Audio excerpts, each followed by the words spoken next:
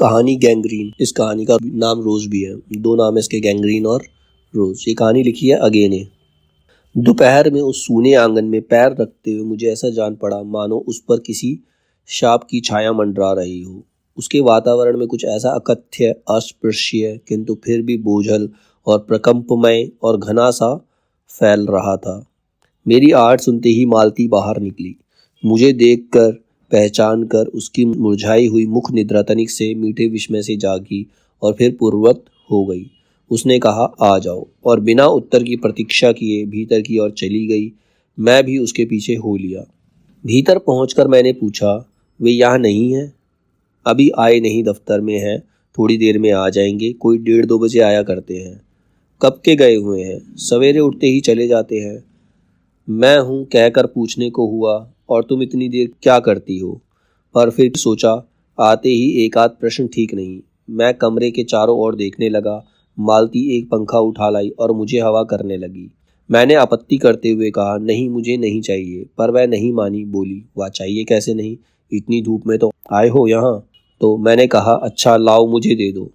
वह शायद ना करने वाली थी, पर तभी दूर के कमरे से शिशु के रोने की आवाज़ सुनकर उसने चुपचाप पंखा मुझे दे दिया और घुटनों पर हाथ टेक कर एक थकी हुई ऊह करके उठी और भीतर चली गई। मैं उसके जाते ही दुबले शरीर को देखकर सोचता रहा, यह क्या है? यह कैसी छाया सी इस घर पर छाई हुई है? मालती मेरी दूर के रिश्ते की बहन है, किंतु उसे सखी कहना ही उचित है, क्योंकि हमारा परस्पर संबंध सखिए का ही है। मतलब वो मित्र हैं एक दूसरे के। हम बचपन से इकट्ठे खेले हैं, इकट्ठे लड़े पिटे हैं, और हमारी पढ़ाई भी बहुत सी इकट्ठे ही हुई थी, और हमारे व्यवहार में सदा सख्य की स्वेच्छा और स्वच्छंदता रही है। वह कभी भ्रातृत्व के या बड़े छोटेपन के बंधनों में नहीं गिरा। मैंने आज कोई 4 वर्ष बाद उसे देखने आया हूँ। जब मैंने उसे इससे पूर्व देखा था वह लड़की ही थी। अब वह विवाहिता है, एक बच्चे की माँ भी है। इससे कोई परिवर्तन उसमें आया होगा, और यदि आया होगा तो क्या, यह मैंने अभी तक सोचा नहीं था। किंतु अब उसकी पीठ की ओर देखता हूँ तो मैं सोच रहा था, ये कैसी छाया इस घर पर छाई हुई है, और विशेषतः मालती पर। मालती बच्चे को लेकर लौट आई और फिर मुझसे कुछ दूर नीचे बिछी हुई दरी पर बैठ गई। मैंने अपनी कुर्सी घुमाकर कुछ उसकी ओर उन्मुख होकर पूछा, इसका नाम क्या है? मालती ने बच्चे की ओर देखते हुए उत्तर दिया, नाम तो कोई निश्चित नहीं किया है, वैसे टीटी कहते हैं। मैंने उसे बुलाया, टीटी टीटी आजा। पर वह अपनी बड़ी बड़ी आंखों से मेरी ओर देखता हुआ अपनी माँ से चिपट गया और रुआंसा सा होकर रोने लगा। मालती ने फिर उसकी ओर एक नज़र देखा और फिर वह आंगन की ओर देखने लगी। काफ़ी देर मौन रहा। थोड़ी देर तक तो वह मौन आकस्मिक ही था, अचानक, जिसमें प्रतीक्षा में था कि मालती कुछ पूछे। किंतु उसके बाद एकाएक मुझे ध्यान हुआ, मालती ने कोई बात ही नहीं की। यह भी नहीं पूछा कि मैं कैसा हूँ, कैसे आया हूँ। चुप बैठी है। क्या विवाह के 2 वर्ष में ही वह बीते दिन भूल गई, या अब मुझे दूर इस विशेष अंतर पर रखना चाहती है? क्योंकि वह निर्बाध स्वच्छंदता अब तो नहीं हो सकती, पर फिर भी ऐसा मौन जैसा अजनबी से भी नहीं होना चाहिए। मैंने कुछ खिन्न सा होकर दूसरी ओर देखते हुए कहा, जान पड़ता है तुम्हें मेरे आने की विशेषता प्रसन्नता नहीं हुई। उसने एकाकर चौंक कर कहा, यह हूँ प्रश्न सूचक था, किंतु इसलिए नहीं कि मालती ने मेरी बात सुनी नहीं थी, केवल विस्मय के कारण। इसलिए मैंने अपनी बात दोहराई नहीं, चुप बैठा रहा। मालती कुछ बोली ही नहीं। तब थोड़ी देर बाद मैंने उसकी ओर देखा। वह एकटक मेरी ओर देख रही थी, किंतु मेरे उधर उन्मुख होते ही उसने आंखें नीची कर ली। फिर भी मैंने देखा, उन आंखों के बीच कुछ विचित्र सा भाव था, मानो मालती के भीतर कहीं कुछ चेष्टा कर रहा हो, किसी बीती हुई बात को याद करने की, किसी बिखरे हुए वायुमंडल को पुनः जागकर गतिमान करने की, किसी टूटे हुए व्यवहार तंतु को पुनर्जीवित करने की, और चेष्टा में सफल ना हो रहा हो। वैसे जैसे बहुत देर से प्रयोग में ना लाए हुए अंग को व्यक्ति एकाएक उठाने लगे और पाए कि वह उठता ही नहीं। चिर विस्मित में मानो मर गया है। उसने उतने क्षीण बल से उठ नहीं सकता। मुझे ऐसा जान पड़ता है मानो किसी जीवित प्राणी के गले में किसी मृत जंतु का तोंक डाल दिया गया हो, और वह उसे ताक कर फेंकना चाहे पर उतार ना पाए। तभी किसी ने किवाड़ खटखटाए। मैंने मालती की ओर देखा, पर वह हिली नहीं। जब किवाड़ दूसरी बार खटखटाए गए तब वह शीशी को अलग करके उठी और किवाड़ खोलने गई। वे यानी मालती के पति आ गए। मैंने उन्हें पहली बार देखा था, यद्यपि फोटो से उन्हें पहचानता था। परिचय हुआ।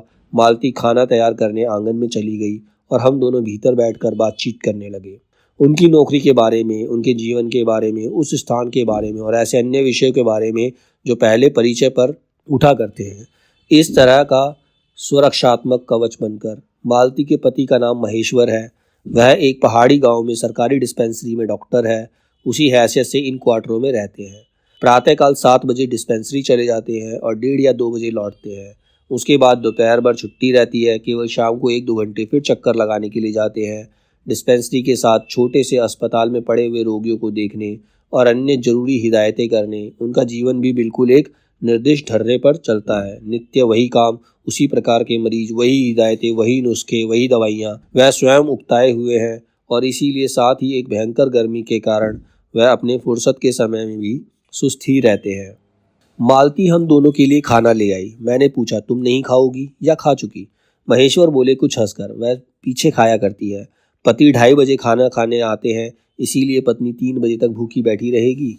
महेश्वर खाना आरंभ करते हैं। मेरी ओर देखकर बोले, आपको तो खाने का मजा क्या ही आएगा, ऐसे बेवक्त खाना खा रहे हो। मैंने उत्तर दिया, वाह, देर से खाने पर तो अच्छा लगता है, भूख बड़ी हुई होती है, पर शायद मालती बहन को कष्ट होगा। मालती टोक कर बोली, मेरे लिए तो यह नई बात नहीं है, रोज ही ऐसा होता है। मालती बच्चे को गोद में लिए हुई थी। बच्चा रो रहा था पर उसकी ओर कोई ध्यान नहीं दे रहा था। मैंने कहा, यह रोता क्यों है?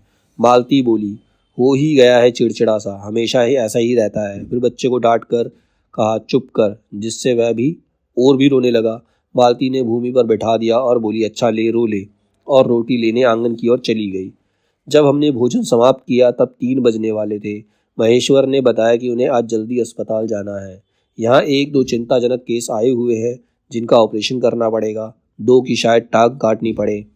गैंग्रीन हो गया है। थोड़ी ही देर में वे चले गए। मतलब ये रोज का काम है। मालती किवाड़ बंद कर आई और मेरे पास बैठने ही लगी थी कि मैंने कहा, अब खाना तो खा लो, मैं उतनी देर टीटी से खेलता हूँ। वह बोली, खा लूंगी, मेरे खाने की कौन बात है, किंतु चली गई। मैं टीटी को हाथ में लेकर झुलाने लगा, जिससे वह कुछ देर के लिए शांत हो गया। दूर शायद अस्पताल में ही 3 खड़के। एकाएक मैं चौंका। मैंने सुना मालती वहीं आंगन में बैठी अपने आप ही एक लंबी सी थकी हुई सांस के साथ कह रही थी, 3 बज गए, मानो बड़ी तपस्या के बाद कोई कार्य संपन्न हो गया हो। थोड़ी ही देर में मालती फिर आ गई। मैंने पूछा, तुम्हारे लिए कुछ बचा भी था? हाँ, बहुत था। भाजी तो सारी ही मैं खा गया था, बचा कुछ होगा नहीं। यूं तो रोब तो नाजवाब की बहुत था, मैंने हंसकर कहा। मालती मानो किसी और विषय की बात कहती हुई बोली, यहाँ सब्जी वब्जी तो कुछ होती ही नहीं, कोई आता जाता है तो नीचे से मंगा लेते हैं। मुझे आए 15 दिन हुए हैं। जो सब्जी साथ लाए थे वही अब तक बढ़ती जा रही है। मैंने पूछा, नौकर कोई नहीं है? कोई ठीक मिला नहीं, शायद 1-2 दिन में हो जाए। बर्तन भी तुम मांजती हो? और कौन, कहकर मालती क्षण भर आंगन में जाकर लौट गई। मैंने पूछा, कहाँ गई थी? आज पानी ही नहीं है, बर्तन कैसे मंजेंगे? क्यों, पानी को क्या हुआ? रोज ही होता है, कभी वक्त पर तो आता नहीं। आज शाम को 7 बजे आएगा, तब बर्तन मंजेंगे। चलो, तुम्हें 7 बजे तक की छुट्टी हुई। कहते हुए मैं मन ही मन सोचने लगा, अब इसे रात के 11 बजे तक काम करना पड़ेगा, छुट्टी क्या खाक हुई। यही उसने कहा। मेरे पास कोई उत्तर नहीं था, पर मेरी सहायता टीटी ने की। एकाएक फिर रोने लगा और मालती के पास जाने की चेष्टा करने लगा। मैंने उसे दे दिया। थोड़ी देर फिर मौन रहा। मैंने जेब से अपनी नोटबुक निकाली और पिछले दिनों लिखे हुए कुछ नोट देखने लगा। तब मालती को याद आया कि उसने मेरे आने का कारण तो पूछा ही नहीं और बोली, यहाँ कैसे आए? मैंने कहा ही तो, अच्छा अब याद आया, तुमसे मिलने आया था, और क्या करने? तो 1-2 दिन रहोगे ना? नहीं, कल चला जाऊंगा, जरूरी जाना है। मालती कुछ नहीं बोली, कुछ खिन्न सी हो गई। मैं फिर नोटबुक की तरफ देखने लगा। थोड़ी देर बाद मुझे भी ध्यान हुआ, मैं आया तो हूँ मालती से मिलने, किंतु यहाँ वह बात करने को बैठी है और मैं पढ़ रहा हूँ, पर बात भी क्या की जाए। मुझे ऐसा लग रहा था कि इस घर पर जो छाया गिरी हुई है वह अज्ञात रहकर भी मानो मुझे भी वश में कर रही है। मैं भी वैसा ही नीरस और निर्जीव सा हो रहा हूँ, जैसे, हाँ, जैसे यह घर, जैसे मालती। मैंने पूछा, तुम कुछ पढ़ती लिखती नहीं? मैं चारों ओर देखने लगा, कहीं किताबें दिख पड़े। यहाँ कहकर मालती थोड़ा सा हंस दी। वह हंसी कह रही थी, यहाँ पढ़ने को है क्या? मैंने कहा, अच्छा, मैं वापस जाकर जरूर कुछ पुस्तकें भेजूंगा, और वार्तालाप फिर समाप्त हो गया। थोड़ी देर बाद मालती ने फिर पूछा, आए कैसे हो? लॉरी में? पैदल? दूर, इतनी दूर? बड़ी हिम्मत की। आखिर तुमसे मिलने आया हूँ, ऐसे ही आए हो? नहीं, कुली पीछे आ रहा है सामान लेकर। मैंने सोचा बिस्तरा ले ही चलूं। अच्छा किया, यहाँ तो बस, कहकर मालती चुप रह गई। फिर बोली, तुम थके होगे, लेट जाओ। नहीं, बिल्कुल नहीं थका, रहने भी दो, थके नहीं, भला थके हैं। और तुम क्या करोगी? मैं बर्तन मांज कर रखती हूँ, पानी आएगा तो धुल जाएंगे। मैंने कहा वाह। क्योंकि और कोई बात मुझे सूझी नहीं। थोड़ी देर में मालती उठी और चली गई, टीटी को साथ लेकर। तब मैं भी लेट गया और छत की ओर देखने लगा। मेरे विचारों के साथ आंगन से आती हुई बर्तनों के घिसने की खन खन ध्वनि मिलकर एक विचित्र स्वर उत्पन्न करने लगी, जिसके कारण मेरे अंग अंग धीरे धीरे ढीले पड़ने लगे और मैं ऊँघने लगा। एकाएक वह स्वर टूट गया, मौन हो गया। इससे मेरी तंद्रा भी टूटी। मैं उस मौन में सुनने लगा। 4 खड़क रहे थे। इसी का पहला घंटा सुनकर मालती रुक गई। वहीं 3 बजे वाली बात मैंने फिर देखी, अब की बार उग्र रूप में। मैंने सुना मालती एक बिल्कुल अनैच्छिक, अनुभूतिहीन, नीरस, यंत्रवत, वह भी थके हुए यंत्र के से स्वर में कह रही थी, 4 बज गए। मानो इस अनैच्छिक समय को गिनने में ही उसका मशीन तुल्य जीवन बीतता हो। वैसे ही जैसे मोटर का स्पीडोमीटर यंत्रवत का फासला नापता जाता है और यंत्रवत विश्रांत स्वर में कहता है कि मैंने अपनी अमित शून्य पथ का इतना अंश तय कर लिया है। ना जाने कब कैसे मुझे नींद आ गई। तब 6 कभी के बज चुके थे जब मैं किसी के आने की आहट से मेरी नींद खुली और मैंने देखा महेश्वर लौट आए हैं और उनके साथ ही बिस्तर लिए हुए मेरा कूली। मैं मुंह धोने के लिए पानी मांगने को ही था, मुझे याद आया पानी नहीं होगा। मैंने हाथों से मुंह पोंछते हुए महेश्वर से पूछा, आपने बड़ी देर की? उन्होंने किंचित ग्लानि भरे स्वर में कहा, हाँ, आज वह गैंग्रीन का ऑपरेशन करना ही पड़ा। एक कर आया हूँ, दूसरे को एम्बुलेंस में बड़े अस्पताल भिजवा दिया है। मैंने पूछा, गैंग्रीन कैसे हो गया? एक कांटा चुभा था, उसी से हो गया। बड़े लापरवाह लोग होते हैं यहाँ के। मैंने पूछा, यहाँ आपको केस अच्छे मिल जाते हैं? आय के लिहाज से नहीं, डॉक्टरी के अभ्यास के लिए। बोले, हाँ, मिल ही जाते हैं। यहीं गैंग्रीन हर दूसरे चौथे दिन यह केस आ जाता है, नीचे बड़े अस्पतालों में भी। मालती आंगन से ही सुन रही थी, अब आ गई, बोली, हाँ, केस बनाते देर क्या लगती है? कांटा चुभा था, इस पर टांग काटनी पड़े, यह कोई डॉक्टरी है?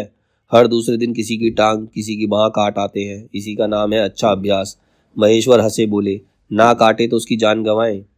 हाँ, पहले तो दुनिया में कांटे ही नहीं होते होंगे। आज तक सुना नहीं था कि कांटों के चुभने से मर जाते हैं। महेश्वर ने उत्तर नहीं दिया, मुस्कुरा दिए। मालती मेरी ओर देखकर बोली, ऐसे ही होते हैं डॉक्टर, सरकारी अस्पताल में है ना, क्या परवाह है। मैं तो रोज ही ऐसी बातें सुनती हूँ। अब कोई मर मुर जाए तो ख्याल ही नहीं होता। पहले तो रात रात भर नींद नहीं आया करती थी। तभी आंगन में खुले हुए नल ने कहा, टिप टिप। नल से आवाज आई। मालती ने कहा, पानी, और उठकर चली गई। खनखनाहट से हमने जाना बर्तन धोए जाने लगे हैं। टीटी महेश्वर की टांगों के सहारे खड़ा हो मेरी ओर देख रहा था। अब एकाएक उन्हें छोड़कर मालती की ओर खिसकता हुआ चला। महेश्वर ने कहा, उधर मत जा, और उसे गोद में उठा लिया। वह मचलने और चिल्ला चिल्ला कर रोने लगा। महेश्वर बोले, अब रो रो कर सोएगा, तभी घर में चैन होगी। मैंने पूछा, आप लोग भीतर ही सोते हैं? गर्मी तो बहुत है। होने को तो मच्छर भी बहुत हैं, पर यह लोहे के पलंग उठाकर बाहर कौन ले जाए? अब के नीचे जाएंगे तो चारपाइयाँ ले आएंगे। फिर कुछ रुक कर बोले, आज तो बाहर ही सोएंगे, आपके आने का इतना लाभ ही होगा। टीटी अभी तक रोता ही जा रहा था। महेश्वर ने उसे एक पलंग पर बिठा दिया और पलंग बाहर खींचने लगा। मैंने कहा, मैं मदद करता हूँ, और दूसरी ओर से पलंग उठाकर निकलवा दिया। अब हम तीनों, महेश्वर, टीटी और मैं, 2 पलंगों पर बैठ गए और वार्तालाप के लिए उपयुक्त विषय ना पाकर उस कमी को छुपाने के लिए टीटी से खेलने लगे। बाहर आकर वह कुछ चुप हो गया था, किंतु बीच बीच में जैसे एकाएक कोई भूला हुआ कर्तव्य याद करके रो उठता है और फिर एकदम चुप हो जाता था। और कभी कभी हम हंस पड़ते थे या महेश्वर उसके बारे में कुछ बातें कह देते थे। मालती बर्तन धो चुकी थी। जब वह उन्हें लेकर आंगन में एक और रसोई के छप्पर की ओर चली, तब महेश्वर ने कहा, थोड़े से आम लाया हूँ, वह भी धो लेना। कहाँ है? अंगीठी पर रखे हैं, कागज में लिपटे हुए। मालती ने भीतर जाकर आम उठाए और अपने आंचल में डाल लिए। जिस कागज में वे लिपटे हुए थे वह किसी पुराने अखबार का टुकड़ा था। मालती चलती चलती संध्या के उस क्षण प्रकाश में उसी को पढ़ती जा रही थी। वह नल के पास जाकर खड़ी उसे पढ़ती रही। जब दोनों ओर पढ़ चुकी, वह एक लंबी सांस लेकर उसे फेंक कर आम धोने लगी। मुझे एकाएक याद आया, बहुत दिनों की बात थी, जब हम अभी स्कूल में भर्ती हुए थे। जब हमारा सबसे बड़ा सुख, सबसे बड़ी विजय थी हाजिरी हो चुकने के बाद चोरी से क्लास से निकल भागना और स्कूल से कुछ दूरी पर आम के बगीचों में पेड़ों पर चढ़कर कच्ची आमियाँ तोड़ तोड़ खाना। मुझे याद आया, कभी जब मैं भाग आता तो मालती नहीं आ पाती थी, तब मैं भी खिन्न मन से लौट आया करता था। मालती कुछ नहीं पढ़ती थी, उसके माता पिता तंग थे। एक दिन उसके पिता ने उसे एक पुस्तक ला कर दी और कहा कि इसके 20 पेज रोज पढ़ा करो, हफ्ते भर बाद मैं देखूं इसे समाप्त कर चुकी हो, नहीं तो मार मार कर चमड़ी उधेड़ दूंगा। मालती ने चुपचाप किताब ले ली, पर क्या उसने पढ़ी? वह नित्य ही उसके 10 पन्ने 20 पेज फाड़ कर फेंक देती और अपने खेल में किसी भांति फर्क न पड़ने देती। जब 8वें दिन उसके पिता ने पूछा, किताब समाप्त कर ली? तो उत्तर दिया, हाँ कर ली। पिता ने कहा, लाओ मैं प्रश्न पूछूंगा। तो चुपचाप खड़ी रही। पिता ने कहा तो उद्दत स्वर में बोली, किताब मैंने फाड़ कर फेंक दी, मैं नहीं पढ़ूंगी। उसके बाद भी वह बहुत पीटी, पर वह अलग बात है। इस समय मैं यही सोच रहा था कि वह उद्दत चंचल मालती आज कितनी सीधी हो गई है, कितनी शांत और एक बार के टुकड़े को तरसती है। यह क्या? यह तभी महेश्वर ने पूछा, रोटी कब बनेगी? बस अभी बनाती हूँ। पर अब की बार जब मालती रसोई की ओर चली तब टीटी कर्तव्य भावना बहुत विस्तीर्ण हो गई थी। वह मालती की ओर हाथ बढ़ाकर रोने लगा और नहीं माना। मालती उसे भी गोद में लेकर चली गई। रसोई में बैठकर एक हाथ से उसे थपकने और दूसरे हाथ से छोटे छोटे डिब्बे उठाकर सामने रखने लगी और हम दोनों चुपचाप रात्रि की और भोजन की, एक दूसरे के कुछ कहने की और ना जाने किस किस न्यूनता की पूर्ति से प्रतीक्षा करने लगे। हम भोजन कर चुके थे और बिस्तरों पर लेट गए और टीटी सो गया था। मालती पलंग के एक ओर मोम जामा बिछाकर उसके साथ ही उसे उस पर लिटा दिया। वह सो गया था, पर नींद में कभी कभी चौंक उठता था। एक बार तो उठकर बैठ भी गया, परंतु तुरंत ही लेट गया। मैंने महेश्वर से पूछा, आप तो थके होंगे, सो जाइए। वह बोले, थके तो आप अधिक होंगे, 18 मील पैदल चलकर आए हैं। किंतु उनके स्वर में मानो जोड़ दिया, थका तो मैं भी हूँ। मैं चुप रहा। थोड़ी देर में किसी अपर संज्ञा ने मुझे बताया वह ऊँघ रहे हैं। तब लगभग 10:30 बजे थे। मालती भोजन कर रही थी। मैं थोड़ी देर मालती की ओर देखता रहा, पर किसी विचार में, यद्यपि बहुत गहरे विचार में नहीं, लीन हुई धीरे धीरे खाना खा रही थी। फिर मैं इधर उधर खिसक कर पर आराम से होकर आकाश की ओर देखने लगा। पूर्णिमा थी, आकाश अनभ्र था।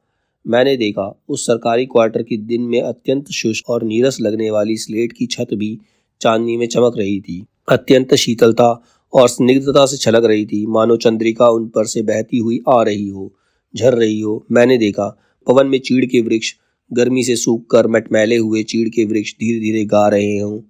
कोई राग जो कोमल है किंतु करुण नहीं, अशांतिमय है किंतु उद्वेग में नहीं। मैंने देखा प्रकाश से धुंधले नीले आकाश के तट पर जो चमगादड़ नीरव उड़ान से चक्कर काट रहे हैं, वे भी सुंदर दिखते हैं। मैंने देखा दिन भर की तपन, अशांति, थकान, दाब पहाड़ों में से भाप से उठकर वातावरण में खोए जा रहे हैं, जिसे ग्रहण करने के लिए पर्वत शिशुओं ने अपनी चीड़ वृक्षी रूप भुजाएं आकाश की ओर बढ़ा रखी हैं। पर यह सब मैंने ही देखा, अकेले मैंने। महेश्वर ऊँघ रहे थे और मालती उस समय भोजन से निवृत्त होकर दही जमाने के लिए मिट्टी का बर्तन गर्म पानी से धो रही थी और कह रही थी, अभी छुट्टी हुई जाती है। और मेरे कहने पर ही कि 11 बजने वाले हैं, धीरे से सिर हिलाकर जता रही थी कि रोज इतने ही बज जाते हैं। मालती ने वह सब कुछ नहीं देखा। मालती का जीवन अपनी रोज की नियति गति से बहा जा रहा था और एक चंद्रमा की चंद्रिका के लिए, एक संसार के लिए रुकने को तैयार नहीं था। चांदनी में शिशु कैसा लगता है, इस अलस जिज्ञासा से मैंने टीटी की ओर देखा और वे एक मानो किसी शैशवोचित वामता से उठा और सिसक कर पलंग के नीचे गिर पड़ा और चिल्ला चिल्ला कर रोने लगा।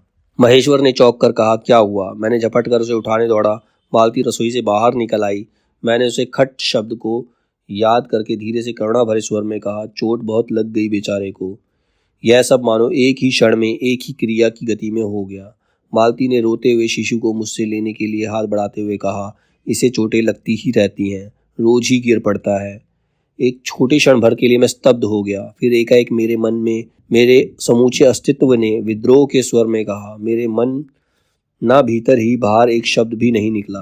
माँ, युवती माँ, यह तुम्हारे हृदय को क्या हो गया है जो तुम अपने एकमात्र बच्चों के गिरने पर ऐसी बात कह सकती हो, और यह अभी जब तुम्हारा सारा जीवन तुम्हारे आगे है। और तब एकाएक मैंने जाना कि यह भावना मिथ्या नहीं है। मैंने देखा कि सचमुच उस कुटुंब में कोई गहरी भयंकर छाया घर कर गई है। उनके जीवन के इस पहले ही यौवन में घुन की तरह लग गई है। उसका इतना अभिन्न अंग हो गई है कि वह उसे पहचानते ही नहीं, उसी की परिधि में घिरे हुए चले जा रहे हैं। इतना ही नहीं, मैंने उस छाया को देख भी लिया। इतनी देर में पूर्ववत शांति हो गई थी। महेश्वर फिर लेटकर ऊँघ रहे थे। टिट्टी मालती के लेटे हुए शरीर से चिपटकर चुप हो गया था, यद्यपि कभी एक आध सिसकी उसके छोटे से शरीर को हिला देती थी। मैं भी अनुभव करने लगा था कि बिस्तर अच्छा सा लग रहा है। मालती चुपचाप ऊपर आकाश में देख रही थी, किंतु क्या चंद्रिका को या तारों को। तभी 11 का घंटा बजा। मैंने अपनी भारी होरी पलकें उठाकर अकस्मात किसी अस्पष्ट प्रतीक्षता से मालती की ओर देखा। 11 के पहले घंटे की खड़कन के साथ ही मालती की छाती एकाएक फफोले की भांति उठी और धीरे धीरे बैठने लगी, और घंटा ध्वनि की कंपन के साथ ही मूक हो जाने वाली आवाज में उसने कहा, 11 बज गए।